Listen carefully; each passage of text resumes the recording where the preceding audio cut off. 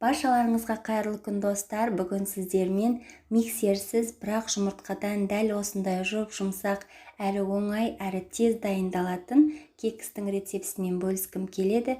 Міндетті түрде видеоны соңына дейін қарап, рецепті сақтап алыңыздар. Бар жоғы 15 минутта дайын болады. Бізге ең алдымен керектісі шекеріміз бен жұмыртқамызды жақсылап араластырып аламыз. Бір келікті түске енгенше араластырамыз. Содан соң үстіне ерітілген маргарин қосамыз. Тағы да араластырамыз. Үстіне сүтімізді құямыз. Бұл жерде сүтіміздің температурасы маңызды емес. Жақсылап араластырамыз. Үстіне ұнымызды саламыз. Ұнымызды бірден салмаймыз. Бірнеше бөлікке бөліп салған дұрыс. Енді қамыр қопсытқыш саламыз. Барлығын жақсылап араластырамыз.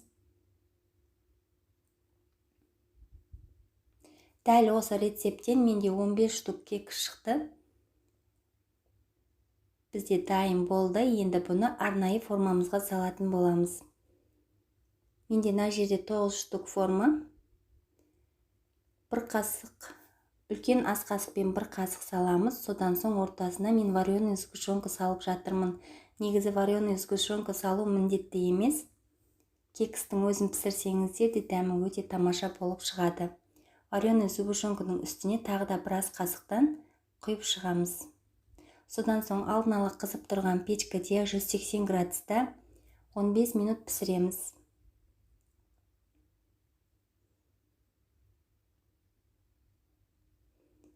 Біздің кекс дайын болды. Өте жұмсақ, нәзік, әрі дәмді болып шығады. Міндетті түрде жасап көруге кеңес беремін. Видеоны соңына дейін қараған болсаңыздар, лайк басып, каналыма тіркелуді ұмытпаңыздар.